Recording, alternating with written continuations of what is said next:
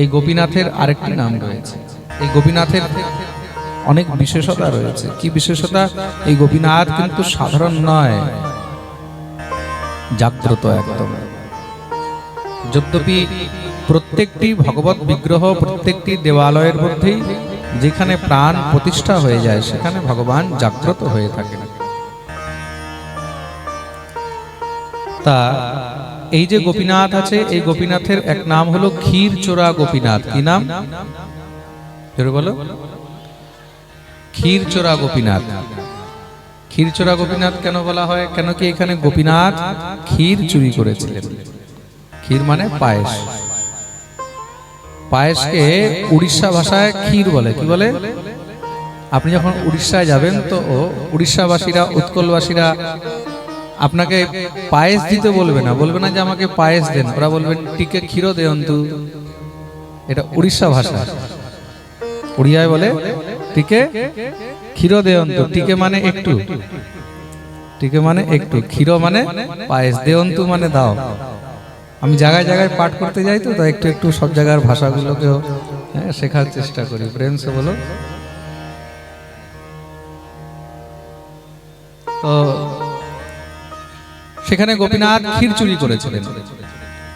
মহাপ্রভু গিয়ে রেমুনায় উপস্থিত হলেন, গোপীনাথের দর্শন করে দিব্য আনন্দ প্রাপ্ত করেছেন। শ্রী গোপীনাথের ক্ষীর প্রসাদ মহাপ্রভু প্রাপ্ত করলেন। মন্দিরের সেবকগণ গৌর হরিকে এবং গৌর পার্শ্বদ ইত্যাদিদেরকে ক্ষীর প্রদান করলেন। আর গোপীনাথের যে ক্ষীর, সেই ক্ষীরের নাম কি জানো? সেই ক্ষীরেরও একটি নাম রয়েছে। ক্ষীরের নাম হলো অমৃত কেলি। ক্ষীরের নাম কি? জোরে বলো। অমৃত কেলি। দেখুন, একটি জিনিসের কিন্তু বিশেষতা রয়েছে, শুধু ক্ষীর নয়, ক্ষীরের নাম হলো অমৃত কেলি। প্রেম সে বলো। অমৃত কেলি কেন বলা হয়? গোপীনাথকে যে ক্ষীর ভোগ লাগানো হয়, সেই ক্ষীরের যে স্বাদ, সেই স্বাদ অমৃতের তুল্য, অমৃতের সমান। কিসের সমান? অমৃতের সমান। তো মহাপ্রভুকে সেই ক্ষীর প্রদান করলেন। এবার প্রশ্ন আসলো, ঠাকুরের নাম ক্ষীরচোরা কেন হলো? নাম তো গোপীনাথ ছিল, ক্ষীরচোরা কেন হলো? এই গোপীনাথ কিন্তু শুধু কলিযুগের গোপীনাথ নয়, মন দিয়ে শুনবে কিন্তু। এই গোপীনাথ বিষয়ে আরো অনেক অজানা তথ্য রয়েছে। এই গোপীনাথ হলো ত্রেতা যুগের গোপীনাথ। ত্রেতাতে যে সময় শ্রী রামচন্দ্র লক্ষ্মণের সঙ্গে মা ভগবতী সীতার খোঁজে ছিলেন, সেই সময় এই গোপীনাথ দ্রবিড় দেশে ছিল। কোথায় ছিল? হ্যাঁ, দ্রবিড় দেশ, দক্ষিণ ভারতে এই গোপীনাথ ছিলেন। তা সেই সময় শ্রী রামচন্দ্র সেই গোপীনাথকে দেখছেন, আর দেখে শুধু হাসছেন। কদাচিৎ এমনও বর্ণন রয়েছে, এই গোপীনাথ শ্রী রামচন্দ্র নিজের বাণ দিয়ে, ধনুকে যে বাণ হয় না, ধনুক আর বাণ, ধনুক কাকে বলা হয়? বাণ। ধনুষের মধ্যে তিনটি জিনিস আছে। কি বলে? এক হলো ধনুষ, এক হলো বাণ, আরেক হলো প্রত্যঞ্চা। প্রত্যঞ্চা কাকে বলা হয়? হ্যাঁ, ধনুষের যে দড়িটা হয় না, ওটাকে বলা হয় প্রত্যঞ্চা। এটা হলো ধনুষের তিনটি অঙ্গ। এই তিনটির মধ্যে যে কোনো একটা না থাকলে ধনুষ কোনো কাজের নয়।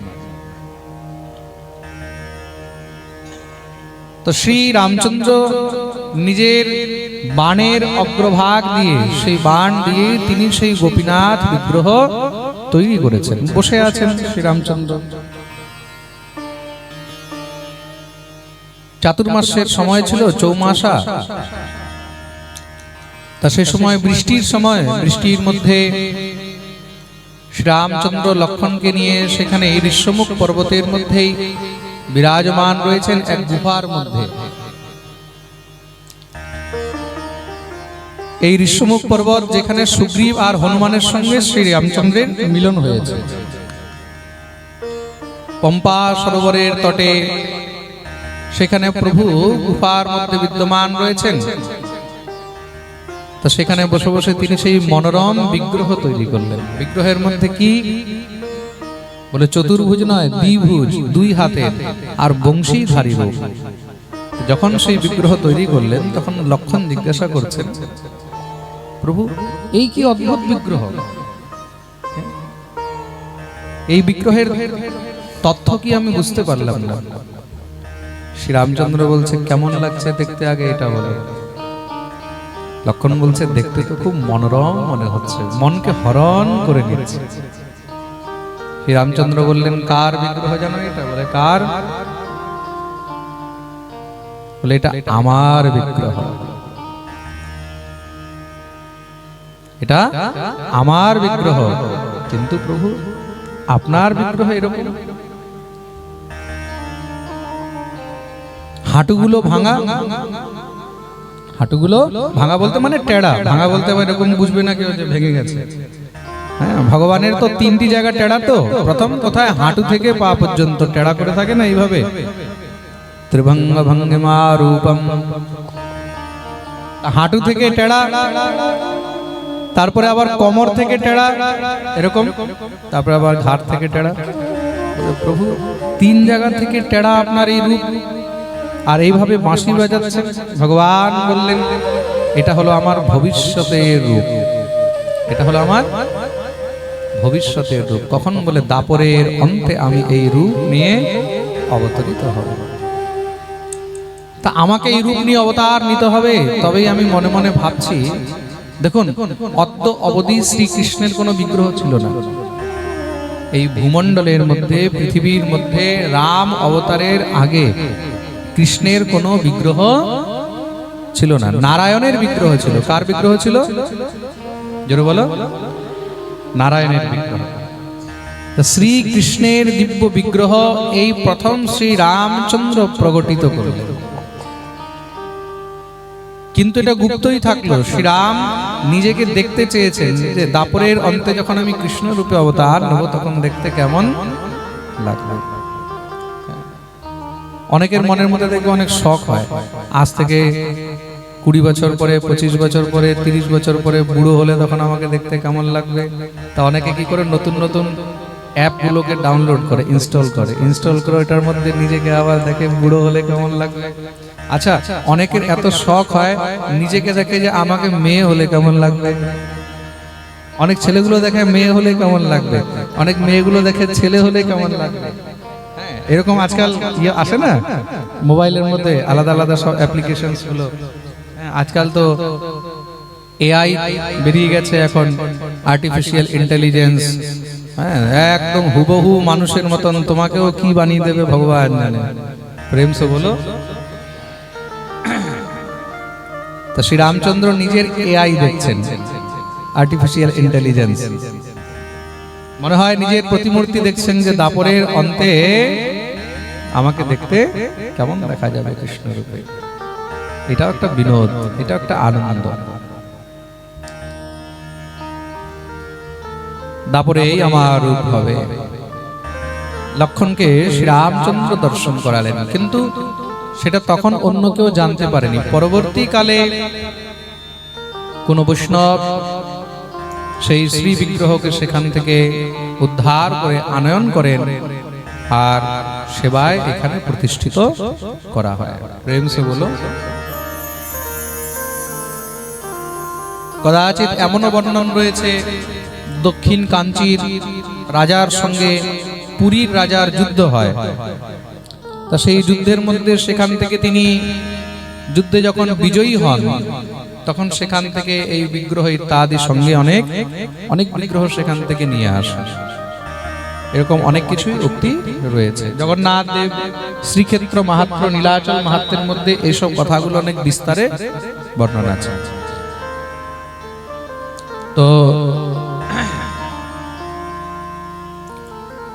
সবাই মিলে গৌরহরিকে জিজ্ঞাসা করছেন, প্রভু এই গোপীনাথ ক্ষীরচোরা কি করে হলেন?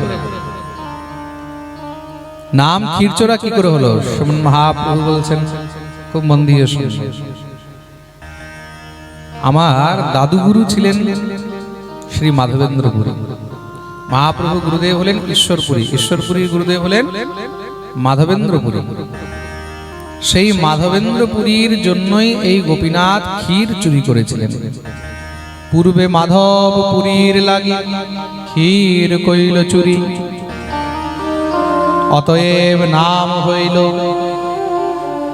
ক্ষীর চোরা করি। একসময় মাধবেন্দ্রপুরীর জন্য এই গোপীনাথ ক্ষীর চুরি করেছিলেন, যেই কারণে গোপীনাথের নাম ক্ষীরচোরা। যখনই সবাই শুনেছে একদম অন্তরে উমঙ্গ এসে গেছে, প্রভু আমরাও সেই দিব্য কথা শুনতে চাই। কি এক সময় শ্রী মাধবেন্দ্রপুরী শ্রীধাম বৃন্দাবনের যাত্রায় গেছেন। ব্রজমণ্ডল যাত্রায় গিয়ে তিনি মথুরায়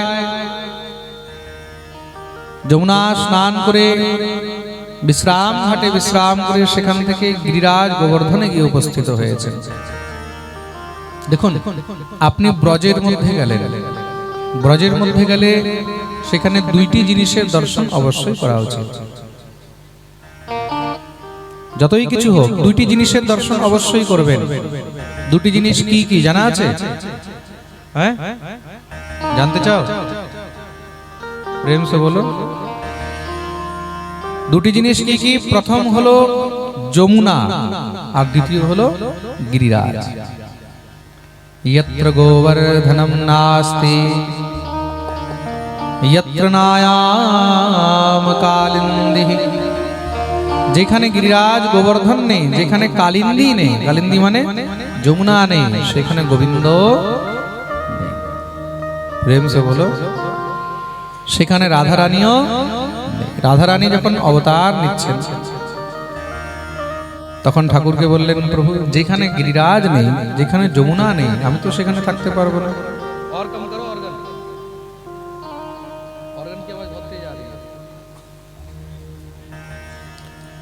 যেখানে গিরিরাজ নেই, যেখানে যমুনা নেই, সেখানে আমি থাকতে পারবো না। তখন ভগবান কি করলেন? সর্বপ্রথম ভগবতী যমুনাকে পাঠালেন। তাকে পাঠিয়েছেন যমুনা, সূর্যপুত্রী যমুনাকে পাঠালেন। ভগবতী যমুনা কালিন্দী গোলকের মধ্যে বিদ্যমান রয়েছেন। গোলকেও যমুনা আছে। কি রূপে? বলে বিরজা রূপে। কি রূপে আছেন? হ্যাঁ, বিরজা। তা বিরজারই একটি অংশ হলো কালিন্দী যমুনা। তা বিরজা থেকে একটু অংশ তিনি এখানে পৃথিবীর মধ্যে পাঠিয়ে দিলেন। তো ভগবতী কালিন্দী এখানে এসে উপস্থিত হয়েছেন। তৎপশ্চাৎ ভগবান গিরিরাজ গোবর্ধনকে এই ভূমণ্ডলে পাঠালেন। গোবর্ধনকে, গোবর্ধন হলো ভগবানেরই অংশ, ভগবানের হৃদয়ের একটি টুকরো। প্রেম সে বলো। বৃন্দাবনের মধ্যে সবকিছু আসে আর যায়। নানা রকম মন্দির তৈরি হবে, আবার ভেঙে যাবে, নানা রকম বিগ্রহ আসবে, আবার চলে যাবে, কিন্তু গিরিরাজ অটল ছিল আর অটলই আছে। যমুনা যেমন ছিল তেমনই আছে। তা যতক্ষণ পর্যন্ত যমুনা আছে আর গিরিরাজ আছে, ততক্ষণ পর্যন্ত বৃন্দাবন আছে।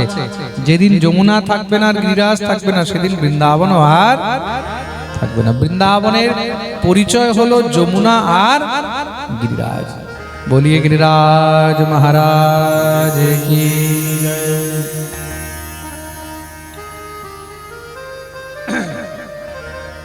তাহলে কি কোনোদিন গিরিরাজ আর যমুনা লুপ্ত হয়ে যেতে পারে? লুপ্ত হয়ে যেতে পারে নয়, 80% লুপ্ত হয়ে গেছে। গিরিরাজও 80% লুপ্ত হয়ে গেছে। গিরিরাজ একসময় 82 যোজন ছিল। কতটা ছিল? হ্যাঁ, 82 যোজন। 82 যোজন মানে এক যোজনে 4 ক্রোশ হয়। এক যোজনে কত? 4 ক্রোশ। আর এক ক্রোশে 3 কিলোমিটার। এক ক্রোশে কি হয়?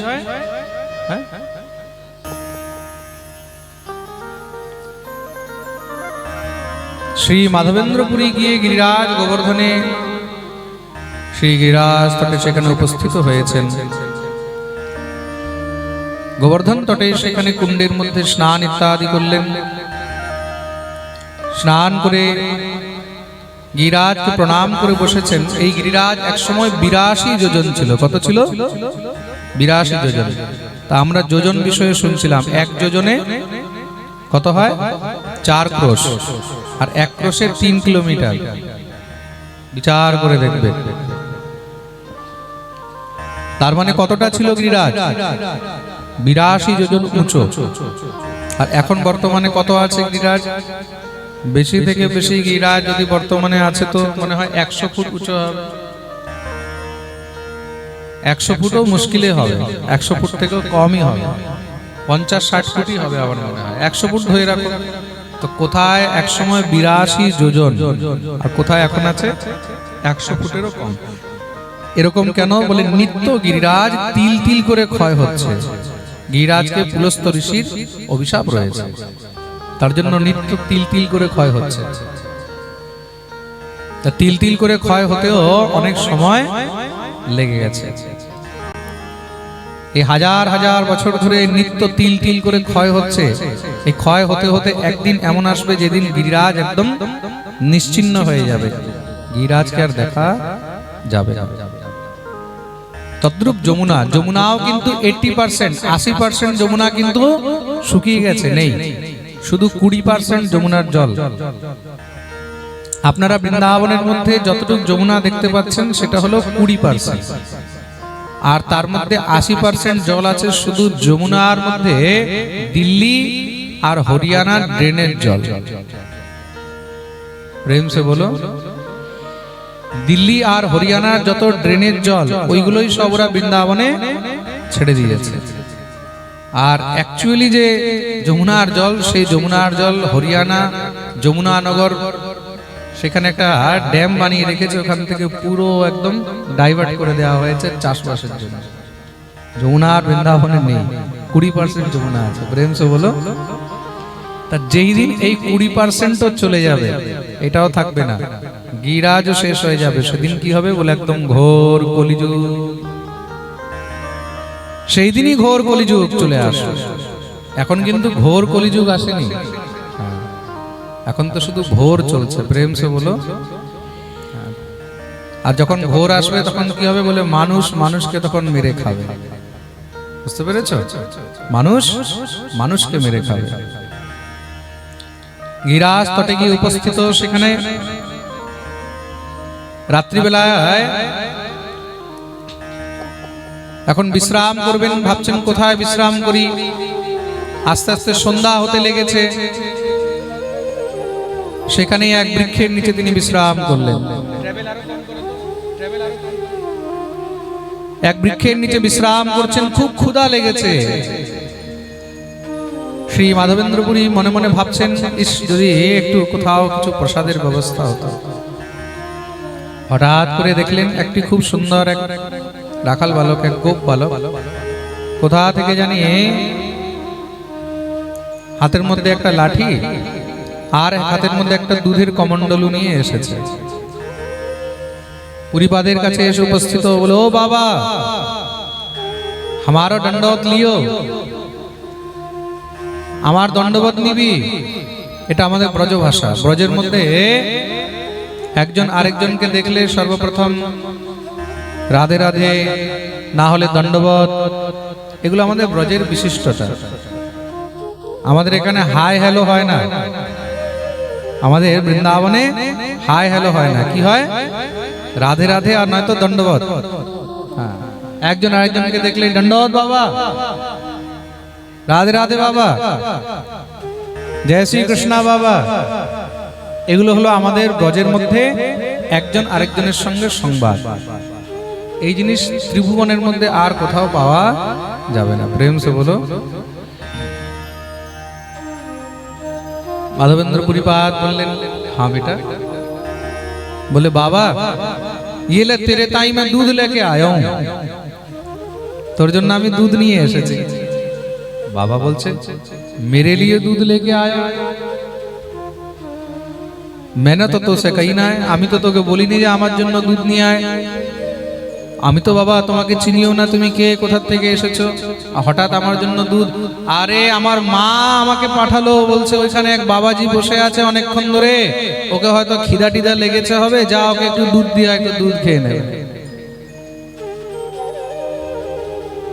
নিয়ে দুধের কমণ্ডলু দিয়ে দিয়েছে।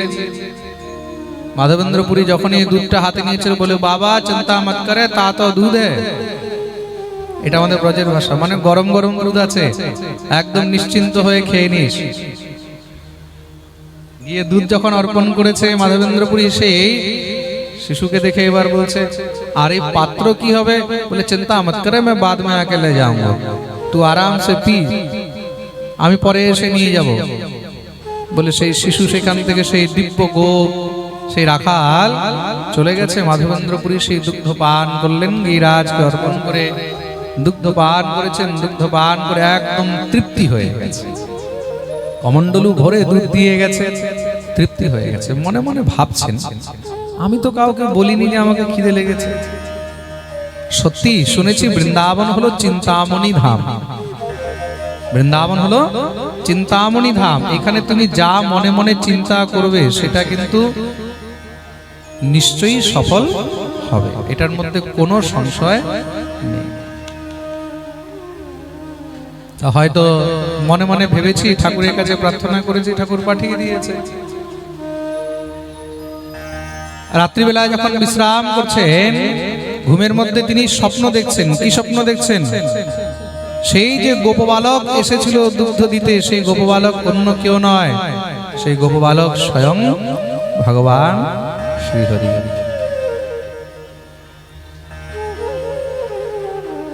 স্বপ্নের মধ্যেই তিনি ঝরঝর করে কাঁদতে লেগেছেন।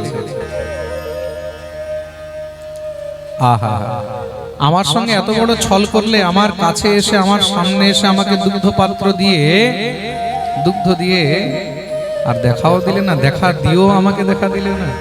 আমিও কত হতভাগা, সামনে আমার ঠাকুরকে দেখেও চিনতে পারলাম না।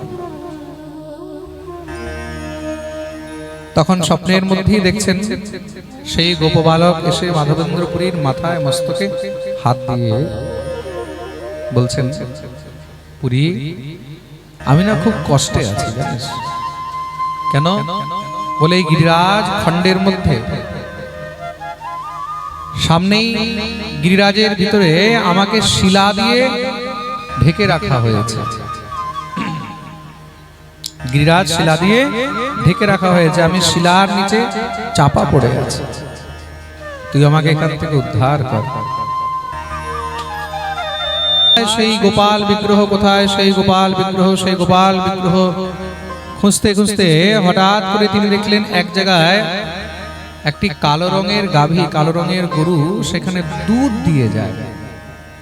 একদিন দেখলেন দুধ দিয়ে যাচ্ছে, দ্বিতীয় দিন দেখলেন সেখানে এসে আবার দুধ দিয়ে যায়। দুধের এত স্টক আছে কোথায়? এটা যাচ্ছে কোথায়? আর এই গাভীটা এইখানেই কেন দুধ দেয়? অন্ন নিয়ে আসেনি, কি নিয়ে এসেছে? হ্যাঁ জোরে বলো। দুধ নিয়ে এসেছে। আর তিনি দেখছেন রোজ একটি কালো রঙের গাভী, কালো রঙের গরু সেখানে নিত্য এসে দুধ দিয়ে যায়। একদিন দেখলেন, দুই দিন দেখলেন, তৃতীয় দিন তিনি বুঝে গেছেন, চিহ্নিত করে নিলেন যে এটাই সেই স্থান যেখানে সেই গোপাল বিগ্রহ আছে। শ্রীগণে গায় গীত, কেহ গায়, কেহ নাচে, মহোৎসব হইল, অনেক সামগ্রী যত্ন করি আনাইল। দধি দুগ্ধ ঘৃত আইল যত গ্রাম হইতে, ভোগ সামগ্রী আইল সন্দেশাদিকতে। সবাই নিজের নিজের ঘর থেকে যে যত পেরেছে ভোগ সামগ্রী ইত্যাদি নিয়ে উপস্থিত হয়েছে। সুন্দর অভিষেক করা হলো, অভিষেক করে বস্ত্র ইত্যাদি ধারণ করিয়ে সুন্দর সুন্দর অলংকার দিয়ে সাজিয়ে দিব্য মহারাজ ভোগ লাগানো হয়েছে। কি ভোগ? 56 ভোগ লাগানো হয়েছে। কত? 56 ভোগ, 36 ব্যঞ্জন। দিব্য বিশাল উৎসব হলো, সবাই মিলে খুব আনন্দ করলেন। এই প্রকার এখন নিত্য গোপালের সেবা শুরু হয়েছে। শ্রী মাধবেন্দ্রপুরীর আস্তে আস্তে চারদিকে শিষ্য সামন্ত বাড়তে লাগলো। পুরী গোসাইয়ের চারদিকে মাহাত্ম্য বেড়ে গেল। সুদূর থেকে ভক্তরা আসে গোসাইয়ের সঙ্গে দেখা করতে, দিব্য আনন্দ করে সবাই মিলে। চারদিকে পুরী গোসাইয়ের নাম ছড়িয়ে গেছে। এতটা নাম ছড়িয়েছে, সেই জায়গার নামই হয়ে গেল জ্যোতিপুরা। কি নাম হয়েছে? জ্যোতিপুরা। জ্যোতি না, জ্যোতি মানে সন্ন্যাসী। জ্যোতি মানে সন্ন্যাসী। তা সন্ন্যাসী এসে সেই জায়গায় গোপালকে প্রকট করেছেন, সেই সন্ন্যাসীর ভূমিকে নাম দেওয়া হলো জ্যোতিপুরা। বলিয়ে জ্যোতিপুরা বারে কি। দিব্য মহারাজ একদম বিশাল বিলাসে ঠাকুরের সেবা চলছে, রাজাধিরাজ রূপে ঠাকুরের সেবা চলছে। দেখতে দেখতে দীর্ঘ সময় ব্যতীত হয়েছে। একদিন রাত্রেবেলায় গোপাল স্বপ্নাদেশ করেছেন পুরী গোসাই, পুরী গরমের দিন এসেছে তো আমার শরীরে খুব জ্বালা হয়। আচ্ছা, আমাদের ওদিকে বৃন্দাবন আর ওইসব এরিয়ায় কিন্তু গরমও খুব পড়ে। গরমের সময় আপনি যাবেন ওদিকে, গরমের সময় গরম খুব, আর ঠান্ডার সময় যান, এ সময় শীতের সময় ঠান্ডা খুব। তা ঠাকুর বলছেন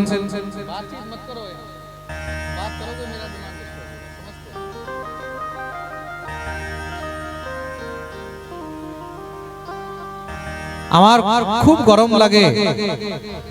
তা পুরী তুমি যদি পারো তাহলে আমার জন্য তুমি নীলাচল থেকে মলয়ধ্বজ চন্দন নিয়ে এসো, আর সেই মলয়ধ্বজ চন্দন এনে যদি আমার দেহে লেপন করা হয়, আমার সর্ব অঙ্গে পুরো শরীরে যদি চন্দন লাগানো হয়, চন্দনের লেপ দেওয়া হয়, তাহলে হয়তো এই জ্বালা থেকে আমি কিছুটা রক্ষা পাবো। পুরীপাদ গোপালের আদেশ পেয়ে আর দেরি করেননি, নিজের দুই শিষ্যকে সেখানে সেবায় রেখে তিনি বেরিয়ে গেলেন। কোথায়? নীলাচল। তিনি নীলাচলে গমন করেছেন। নীলাচলে যখন তিনি যাচ্ছেন, চলতে চলতে সেই রেমুনায় এসে উপস্থিত হয়েছে। রেমুনায় এসে তিনি এখানে গোপীনাথ দর্শন করলেন। গোপীনাথকে দর্শন করে গোপীনাথের শয়ন আরতি দর্শন করেছেন। শয়ন আরতি দর্শন করে এদিকে মন্দির থেকে বাইরে এসে তিনি এক বৃক্ষের নিচে বসে বিশ্রাম করছেন। বাজার টাজার সব বন্ধ হয়ে গেছে, আর গোপীনাথকে নিত্য 12টি ভাণ্ডের মধ্যে ক্ষীর ভোগ লাগানো হয়। কয়টি ভাণ্ডে? 12টি ভাণ্ডের মধ্যে নিত্য ক্ষীর ভোগ লাগানো হয়। আর সেই ক্ষীরের নাম অমৃত কেলি ক্ষীর।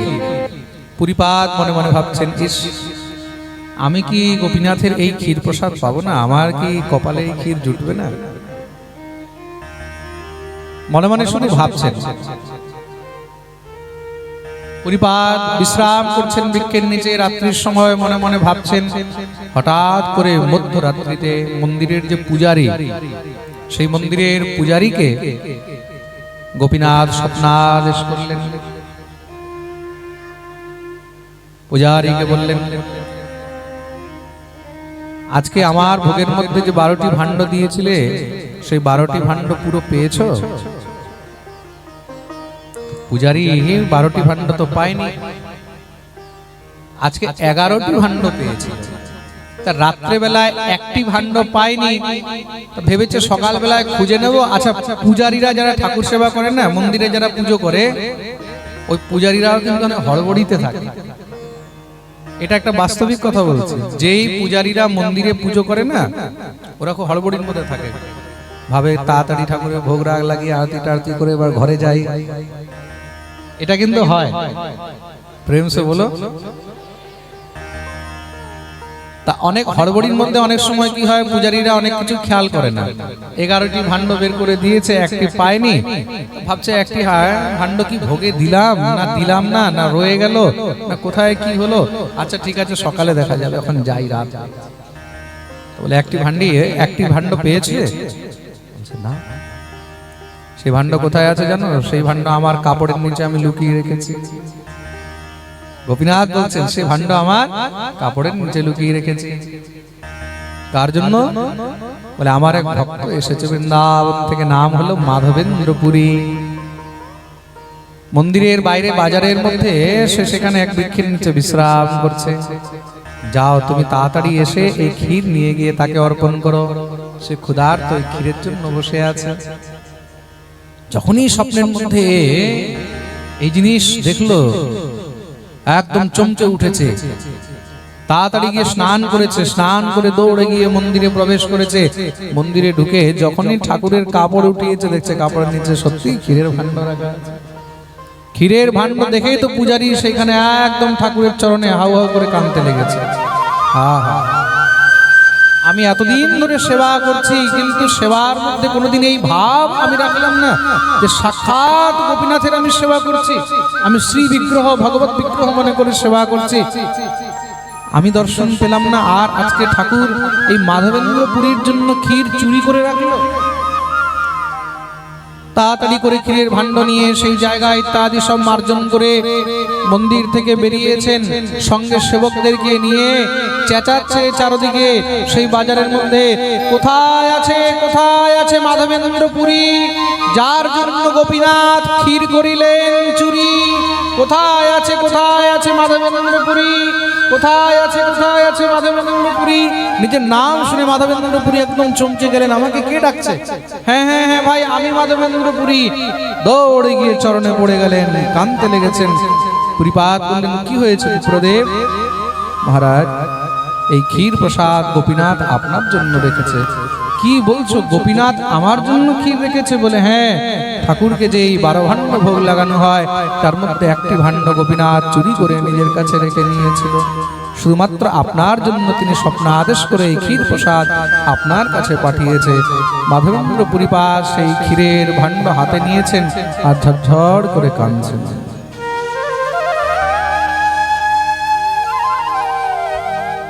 শুনেছি গোবিন্দ ভক্ত বৎসল, করুণা নিধান, চিন্তামণি ধাম।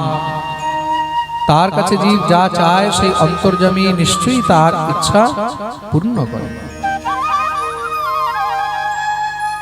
কিন্তু আজ নিজের চোখেও দেখি মনের বাঞ্ছা পূর্ণ করেন শ্রীনন্দের নন্দন।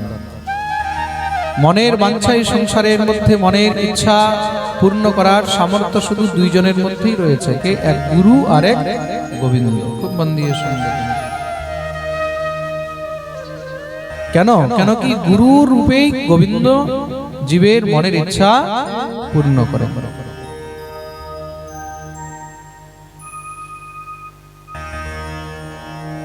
আজ স্বয়ং গোবিন্দ মাধবেন্দ্র পুরীর ইচ্ছা পূর্ণ করলেন। মাধবেন্দ্র পুরীর জন্য ক্ষীর চুরি করেছেন, তাই মাধবেন্দ্র পুরীর এক এমন নাম ছড়ালো, চারিদিকে ভিড় শুরু হয়ে গেছে মাধবেন্দ্র পুরীকে দেখার জন্য। আস্তে আস্তে প্রতিষ্ঠা বেড়ে গেছে, আর গোপীনাথের নাম হলো ক্ষীর চোরা গোপীনাথ। বলিয়ে ক্ষীর চোরা গোপীনাথ কি। আগে গোপীনাথের দর্শনে যা ভিড় হতো, এখন তো আস্তে আস্তে আরো ভিড় বেড়ে গেছে। দেখুন, যেখানে চমৎকার হয় সেখানে নমস্কার হয়। প্রেম সে বলো, जहां चमत्कार है वही है नमस्कार है। এটা তো একটা চমৎকৃত বিষয় হয়ে গেল, চমৎকার হয়ে গেল। ভিড় লেগে গেছে মহারাজ। নিত্য সবাই গোপীনাথ দর্শন করে, আর গোপীনাথের পরে মাধবেন্দ্র পুরীকে দর্শন করে। দীর্ঘদিন হয়ে গেল মাধবেন্দ্র পুরী মনে মনে ভাবছেন, বেশি দিন এখানে থাকলে সমস্যা হয়ে যাবে। কেন? বলে মান প্রতিষ্ঠা সুকরি বিষ্ঠা। বেশি প্রতিষ্ঠাও কিন্তু ভালো নয়, বেশি প্রতিষ্ঠাও ভালো নয়। প্রেম সে বলো, যেই কোনো জিনিস যখন বেশি হয়ে যায় তখন আস্তে আস্তে কি হয়, তখন সেখানে অভিমান হয়ে যায়। কি হয়ে যায়? অভিমান হয়ে যায়। কাউকে তুমি যদি বেশি ভালোবাসো না, তখন তারও দেখবে অভিমান হয়ে যায়।